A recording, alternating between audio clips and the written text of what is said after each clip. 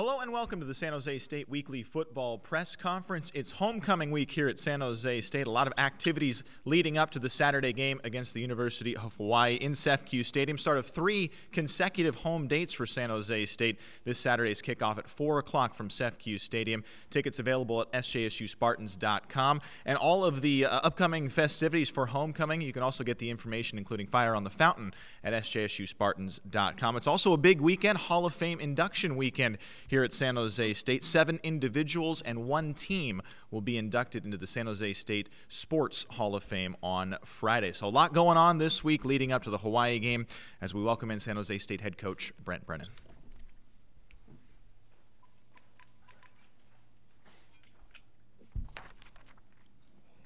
Hello. You guys are fired up today, I can tell. This is awesome. Obviously, it's a big week here.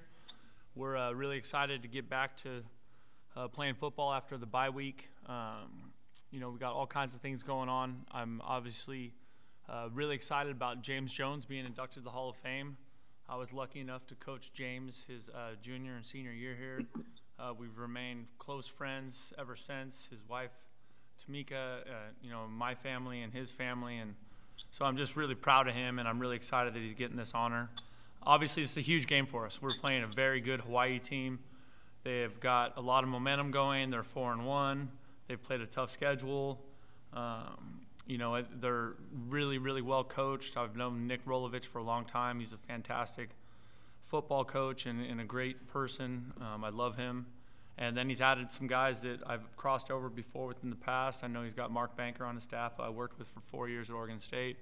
And it's really a bunch of good people, and they should feel good about where they're at. It's a big challenge for us.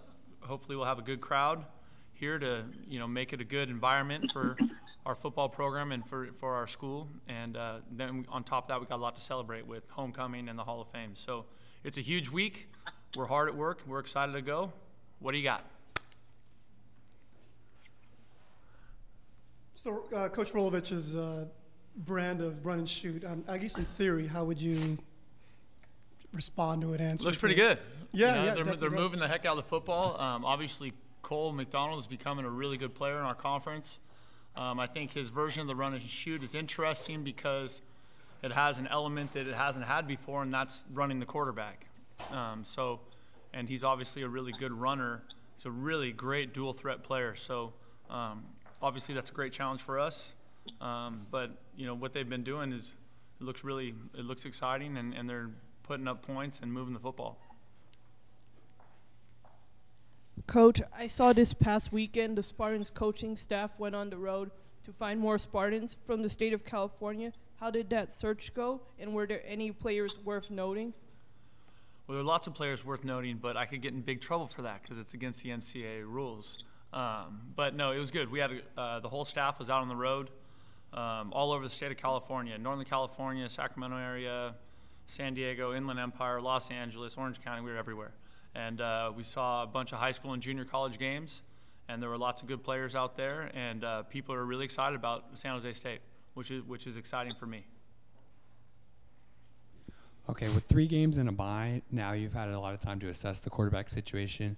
I'm wondering if you have been able to solidify one guy as the guy, or if you're still going to rotate Love and Aaron. I think we're still going to rotate them.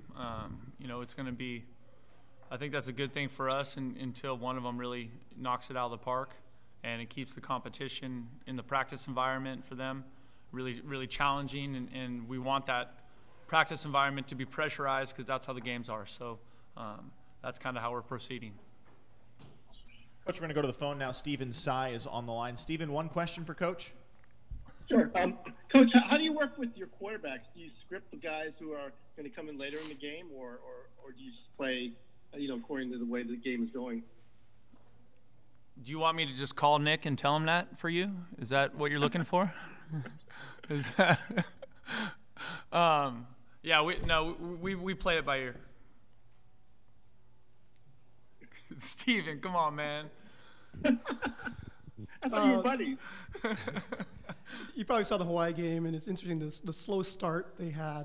Obviously, they're a superior team, but what is the collective thing that happens there with the team when they get this cloud or funk? And It happens to the Spartans, of course, but how do you address that? You know, I think I think everyone's always trying to figure that out. You know, teams that start fast or don't start fast, or you know, I think lots of times it just ends up kind of being, you know, what your level of kind of execution and success is early that gives you a chance to have some momentum early. I think the interesting thing though is as you watch football, you know, it's not how you start, it's how you finish. And obviously Hawaii's found a way to finish games this year and play well at good times, at the right times. Hawaii off to a 4-1 start this season. What can you say about their offense that you have seen so far during their first 5 games? Well, what I've seen is that they have a quarterback executing at a really high level, and they've got, you know, great skill players, and so, you know, the O-line's protecting him enough, the ball's coming out quick enough, he's throwing it to people that are good with the ball in their hands. You know, so it's really interesting to see kind of Nick's spin, adding the quarterback run to the kind of traditional run and shoot scheme. But they're moving it great, and, you know, I think, you know, Nick's such an interesting guy because he's coached in a lot of different schemes, right? His foundation was that as a player in the run and shoot, but then he's called a bunch of different stuff. You know, he was with Coach Auld at Nevada, and, you know, he's been in different, you know, situations offensively. So, you know, like all offensive guys, he continues to tinker and adapt and try and find ways that suits his personnel, and obviously what he's doing right now really suits his personnel. You guys really struggled against running the ball against Oregon. I think a big part of that was since you were down to your third guy. I'm wondering if you have an update on Nevins or Packer, if they're going to be available this week. You know, we don't talk about injuries, and so, you know, I'm just excited. I thought we saw some good stuff from Malik Roberson in that game. We're going against a good team, you know, playing on the road at Oregon, and you know, I thought Brandon Manigo went in there and had a couple nice runs. So, you know, a redshirt freshman and a true freshman getting their first carries with, you know, Roberson and Michael Harris was there in that game. You know, those guys are, one's a true freshman, one's a redshirt freshman. Their first time in a game is at Oregon. You know, it's kind of a big stage, and so I thought they handled it pretty well. Coach, we're going to go back to the phone again. Steven, another question for Coach? Yeah, I noticed you make a lot of plays in the passing game with the interceptions and the passes defended, but you're giving up a lot of yards. Again, is that the youth? Is that because of the youth in the secondary, or is it because you're just playing a lot of really good passing teams? I think it's a combination of both, right? We're playing UC Davis, and they were fantastic offensively. Their quarterback, their receiver, their tight end, their running back, they played really well. And then we went on the road to Washington State, and you're playing, you know, one of the best offensive coaches in all of football, and Mike Leach. You know, then you go to Oregon, and you're playing that outfit. So I'm really proud of how our defense has played, actually. And I think they played really well against Oregon. I thought they had a great second halves against Washington State and UC Davis, and even the first half at Washington State was more had to do with our ineffectiveness offensively and our inability to move the football. So I'm encouraged by our defense. I think Coach Odom and that staff is doing a great job, and the players are playing really hard. I think we're getting better. You know, I think we're getting better. Question of the offensive line in the game. It seems like you have a lot of eager runners. The freshmen, I thought they were running, get around the edge real quick, and they're eager and energized. I've noticed you're switching on some of the OL guys and trying to find that. It seems like you're dialed in with the passing game. Protection is getting there. Is it a matter of finding that running protection, that running scheme there with the OL? Yeah, I think so. You know, I think, and some of the injuries, you know, with Tyler and Pack, that hurts us. You know, because those guys are experienced players. So, but we're always we knew last year we graduated, you know, 4 starting offensive linemen. You know, now Jeremiah got hurt and there was some of that, but those guys have played a lot of football, so the younger guys hadn't played as much. And so, you know, I thought the pass protection, they did a really nice job at Oregon against a fantastic group. They were blocking good players. And, you know, so that's, you know, I think Joe Bernardi does a great job, and he's really working hard. And if you ever come out to practice, you'll certainly know where he's at with the offensive line, because he's coaching the heck out of those guys every second of the practice, and they're growing and they're getting better. So, you know, obviously I'm like you. I'm hoping that we, definitely settle in the run game and find some ways to run the football. We need to. Josh Oliver, for the third consecutive week, is the top pass receiving catcher among tight ends in FBS. Do you look for him to have another big game against Hawaii this week? I hope he does. Obviously Josh is a really good player. He's a senior. He's worked really hard. And so, any chance we can put the ball in his hands, it's good for us. But if there's anybody you want, trying to get the ball to or leading your team, he's one of those guys because he does everything the right way. Watch him practice. He practices so hard every day. It's so important to him. And so it's a great lesson we got this super young football team. It's a great lesson for our young guys. Like, hey, you want to be really good, work as hard as he does. That's what it should look like. So we're proud of him, and I hope the trend continues, I will say. Coach, Boogie Roberts and D'Emmanuel Taluati earned spots on the PFF College Team of the Week as the two highest graded defensive linemen in the Mountain West. What could the younger defensive players learn from these two? Well, D-Man is a freshman. He's a true freshman. So, he's learning every time he steps on the field, whether it's practice or a game. But he is a talented young man. And then, Boogie's been a great leader for us. He's playing his tail off. I'm really proud of him. Really, that defensive front, that group's playing really hard. Bryson Bridges, Silosi Latu. There's a lot of young guys getting some play in there. Obviously, D-Man you mentioned. But there's also, you see Kristen Johnson and Cam Alexander and EJNA. I mean, there's a bunch of guys playing in that defensive front. Coach Sayamalu plays a lot of guys there to keep them fresh. So and I'm encouraged by their play, and I'm really proud. I'm really proud of Boogie and kind of the leader and the player he's become. Coach, Bryce Coffer, obviously one of the best kickers in the nation, but he's been taking on punting duties as well, and it seems like he's improved every week. Do you like what you've seen from him punting this year? Yeah, Bryce is awesome. He's just a fantastic young man, works really hard, and he's carrying a lot of the duties with our kicking game, but he's earned it too, and he's someone that we trust back there, and to kick it to the right place and kick it accurately when we need him to, and all that stuff. So I'm really encouraged, and I think for Bryce, even though he's been really good, I think he can be better, and that's kind of for all of us. Like, we all need to be better, and so that's what I'm pushing Bryce to do day in and day out in the practice environment. Coach, we're heading back to the phones again. Steven, another question for Coach. Yeah, after 3 games now, is your feelings changed, or what's your impression of the new kickoff rule on fair catches? You know what? It's interesting. I think every team has their own style, but for the most part, it doesn't look like it's really changing that much of the game. I think for some people, it depends on who they have back there. If they have a talented kick returner, they're bringing it out, and so I think I thought initially it would have a bigger impact than it's having, but so far, people are kind of playing football the way they always have.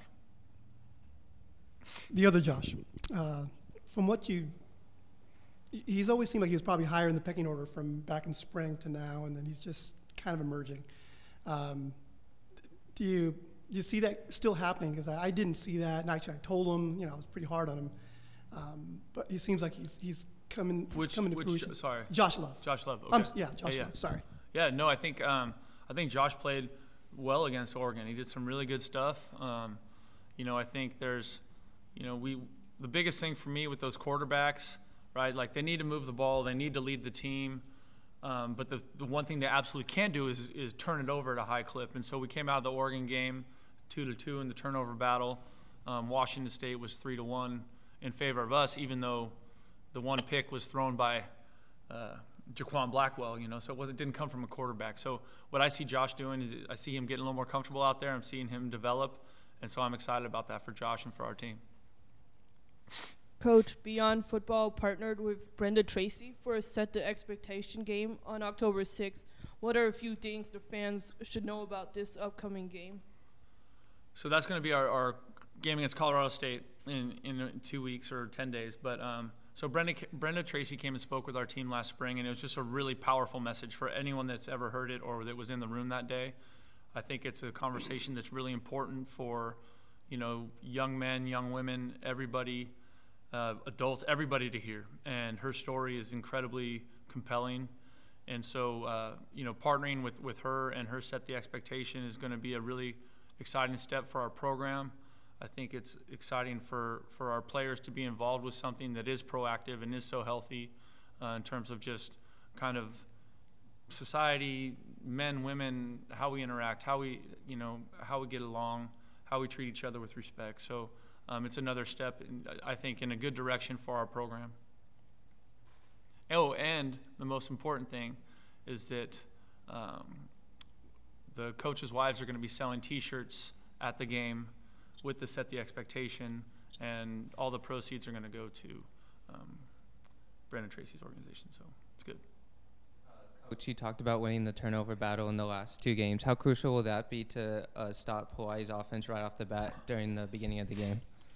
Well, I think it always comes down to that. It doesn't matter if you're watching NFL or Pop Warner or anything in between. The turnover battle always plays the most determining factor. See, there goes Michael Carrillo and Josh Oliver right there, fresh out of the training room, right, getting that work in. Hard-working guys, gotta love it. So the turnover battle is key, and that's something that's the start of our,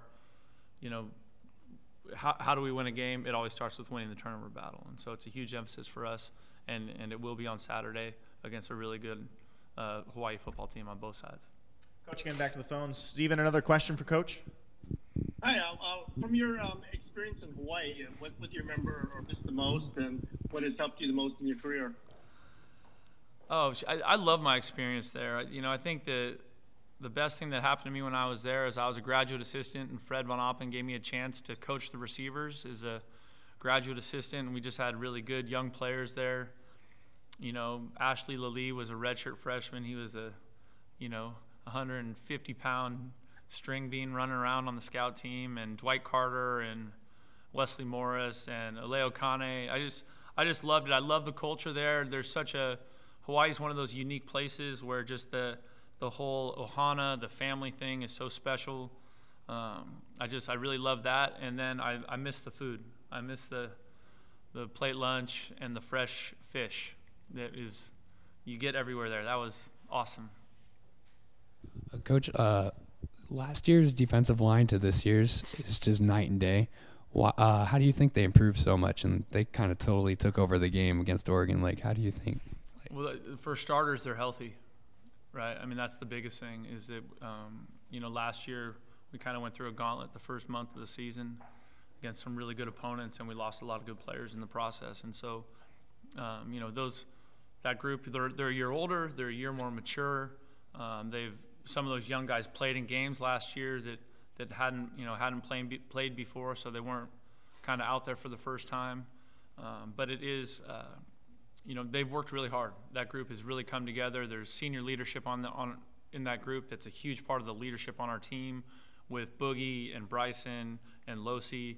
And so, those guys have just, they've put in a ton of work in the offseason to give themselves a chance to be prepared to play a tough senior season. So I'm really proud of them. I'm excited to see them do it.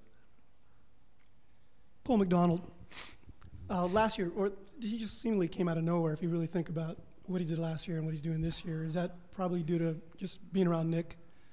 I think so. I think that has a lot to do with it. Nick has always had a really good touch with that position, and I think they finally found something that kind of fit his skill set, and they've kind of tailored it and manipulated it a little bit to fit his skill set. But the other part about it is, how they're distributing the ball, right? The ball's going to lots of different people in their offense, and so it's making them really hard to defend. San Jose State obviously has to heal after back-to-back games against the Pac-12. How prepared are the Spartans coming into homecoming, and how can they get their first conference win of the season? I think, we had a good week of practice last week during the bye, and we need to have another good week of practice this week. I mean, the only way for us to get better is to keep putting in the work and keep taking steps in the right direction every day. That's whether that's academically, off the field, weight room, or in the practice environment. And so the thing I love about this team is that they come to work every day. They really enjoy being around each other. We had an awesome day today, kind of a non-football event with the San Jose Police Department, and our players were totally engaged and totally into the moment, and they just enjoy being around each other. So I honestly believe that if we continue to work, if we continue to do things the right way, it is going to pay off for us. And in order to beat Hawaii, we need to do a lot of things right. We need to start by not turning it over. We need to hold up against their, obviously formidable offense. And then, we need to do a great job finding ways to move the football, whether it's running it, throwing it, whatever that might be. How much do you guys disregard an 0-3 record when you're entering the conference slate? How do you control the confidence level of those players heading into a good Hawaii team? Well, I think I wouldn't say it's so much controlling the confidence of the players, because how they feel about themselves is that's a little bit up to them, right? And the only way you get confident is by putting in the work and then having a performance that earns it. And so that's the thing, I think when you go through a tough start like we've had, you really have two choices, right? You can, crawl into your dorm room bed and cry about it, or you can get off your rear end and go to work and put in the work that's necessary to find ways to have success, on the football field. And I think that's what our team's been doing. Can you talk a little bit about linebacker Kyle Harmon and the work he's put in this season? Well, Kyle's doing a nice job. I'm really excited about him. I'm excited about that linebacker group in general, right? Jamal Scott has played really well. Ethan Aguayo has played really well. So it's really a neat thing to see those guys kind of grow. And Kyle's a great addition. He's just a super hardworking kid. He takes it very serious. It means a lot to him. And I think, as we continue to grow and develop the program, it's the guys that play the best are normally the ones that care the most. And, I think Kyle is one of those kids. Stephen, we're coming back to you. Another question for Coach? Yeah, Coach Rolo really likes to create rivalries between teams, and he's established some trophies, including some that his own children have made. Is there a trophy or rivalry for this game? Not that I'm aware of, but, given my history with Nick, I wouldn't be surprised if he comes up with something here before game time.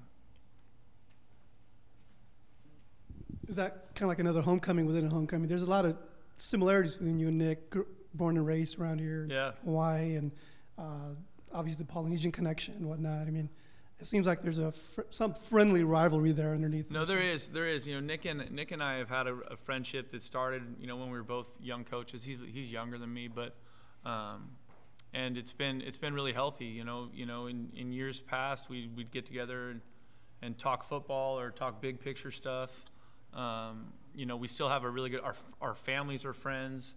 When he was coaching at the University of Nevada, my dad was really sick. And so I was going to Reno all the time to visit my dad, and I was there for chunks of time, and Nick would come to the house and hang out with my dad and I. Yeah. And so it's become a really neat friendship. His wife, our kids, we all, we spend time together in the off season if we can, whenever he's, on the mainland. And so it's a great friendship. It's a friendship I cherish. And, I think it's, in terms of the rivalry or in terms of how we feel about this week, right, we're both hyper competitive, and when you're going against someone that you respect, like I respect Nick, there's a little something extra to it, I think. Stephen, we're headed back your way. Another question for Coach? That's the final thing. I was just wondering, are you recruiting in Hawaii? Is that part of your reach now, or? You know what? We're not. We're pretty heavy in the state of California. Just the kind of the out of state thing. Isn't a real cost-effective process for us. And so the good news is that we're in a state with as many or more Division I players as any state in the country. So it's a good thing for us. Okay, thanks a lot, Coach. Thank you. Good seeing y'all.